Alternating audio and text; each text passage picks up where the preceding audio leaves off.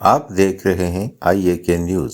راولاکوٹ پنچ کے بلدیاتی نمائندگان نے اختیارات اور فنڈز کی منتقلی کے لیے فیصلہ کن جنگ لڑنے کا فیصلہ کرتے ہوئے آئندہ ماہ راولاکوٹ میں آزاد کشمیر بھر کے 3000 سے زائد بلدیاتی نمائندگان کا کنونشن بلانے کا اعلان کیا ہے۔ چیئرمین ضلع کونسل پنچ سردار جاوید شریف ایڈوکیٹ نے ضلع بھر کے کونسلرز کے ہمراہ مشترکہ پریس کانفرنس کے دوران کہا کہ ہم لوکل گورنمنٹ ایکٹ کے مطابق اختیارات اور فنڈز کی منتقلی اور اپنے حقوق کے لیے جدوجہد کر رہے ہیں۔ دنیا کے بیشتر مسلم ممالک میں لوکل گورنمنٹ کے ذریعے ہی تعمیر و ترقی کے کام انجام دیے جاتے ہیں۔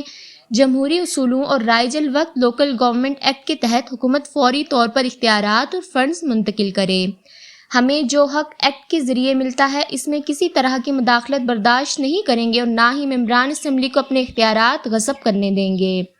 انہوں نے کہا کہ بلدیاتی نمائندگان تمام ممبران اسمبلی کا دست و بازو ہوتے ہیں اور گڈ گورننس کے لیے بلدیاتی نمائندگان کا کردار انتہائی اہمیت کا حامل ہے، لیکن ایک طبقہ اختیارات کی منتقلی کی راہ میں بدستور رکاوٹ بن رہا ہے۔ آزاد کشمیر میں عدالتی حکم کے مطابق بلدیاتی الیکشن ہوئے اور سابق حکومت کو بھی اس کا بھرپور کریڈٹ جاتا ہے۔